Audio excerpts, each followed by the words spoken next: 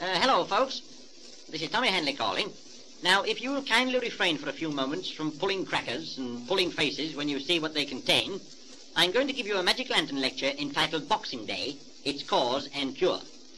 With a few Dutch tufties, rather deft touches of hysterical interest, I will trace its origin, its lemon gin, its oxygen, and its ultimatum. Now, I don't pretend to know why it falls on the day after Christmas, but my friend Nautical Norman, who looks after the shipping forecasts from Daventry, tells me that it all depends on the equinox. That is, that when a typhoon crossing the equator meets a mongoose going the other way, the result is a monsoon. And when the monsoon gets to Iceland, it is put in an icebox until the thaw sets in. Hence, the equinox. But anyhow, let us hark back to Boxing Day. How did it get its curious name? There are many ridiculous explanations, all equally ludicrous and fantastically fictitious. One moment, please, whilst I dry the microphone. I can never say fictitious without splashing. Some people say it is called Boxing Day because all the children get their ears boxed for playing with the toys when father bought them to play with them himself. Others say it is because on that day you rob the kid's money box in order to tip all the tradesmen who call. Now, I think it ought to be called Dosing Day, for usually the family has to be dosed with castor oil to repair the ravages of the dinner on the day before. It is the day, in fact, when you cast your oil on troubled daughters. Of course, the word boxing may be taken from the Latin box populi, or popular box, or from the Greek cactus aspidestricus, or window box.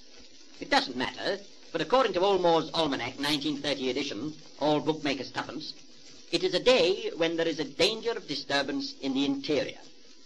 There will be a furious outbreak of new resolutions in preparation for the new year, and a number of disastrous fires due to parents meddling with their sons' steam engines. Haggis hunting in Scotland will begin, and a number of eels will be jellied alive. Olmore will soon be 1 year older, and there may be a number of new moors. It all depends on the equinox. In any case, it is a day on which many troubles arise. You are left with a lot of expired crackers, half a ton of nutshells, the remains of a pudding, and the gaunt carcass of a deceased turkey. The latter is a difficult problem.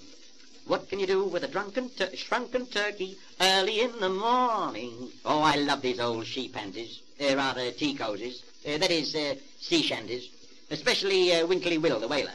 But to resume, I advise the following method of disposing of the turkey. So get a new needle out, and we'll pick it all to pieces. Now, having got your needles, I will now proceed to tell you how to turn the turkey into a fricassee. Remove sinews, gristle, and holly from the torso, and chop into fragments. Place in a samovar and simmer gently. Then remove stuffing with a vacuum cleaner. Add 2 contents of pot, along with a sprig of mistletoe and a tube of toothpaste.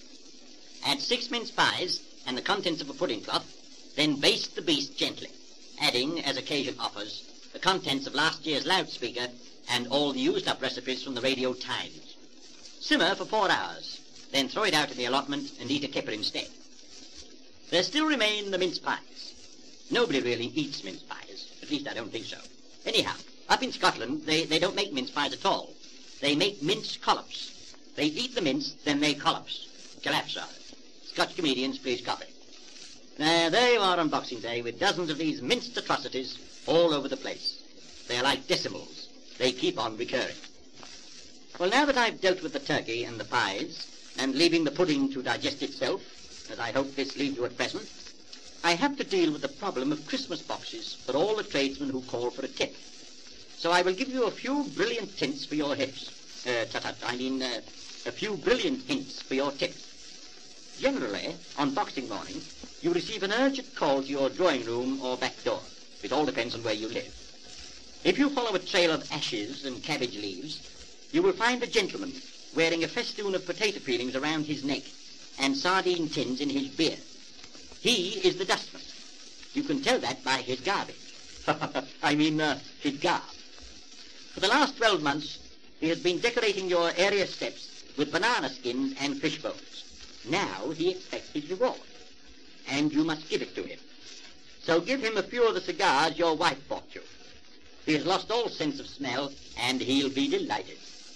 Later on, a dear little boy, all washed and wearing a clean collar, will appear. He's the butcher's boy, the one who called you old tripe-faced last Friday. Give him that bad threepenny bit that came out of the Christmas pudding. If another little angel face follows him, he's from the grocer's. If you can remember that all the year round he's been writing rude remarks in your garden gate, you will give him a sponge and chase him away. You never realize until Boxing Day comes how many friends and admirers you have. Even the policeman calls to offer his good wishes. But of course he expects nothing in return, oh no. To tip him would hurt his feelings. So much, I believe, that he would cry all over your doorstep. Yes, Boxing Day is a great day for giving things away. That's why so many people will get married tomorrow. So I'll give them a tip too. Don't arrange your wedding before you've consulted the shipping forecast from Daventry, for your future happiness depends on one thing and one thing only. It all depends on the equinox. Goodbye.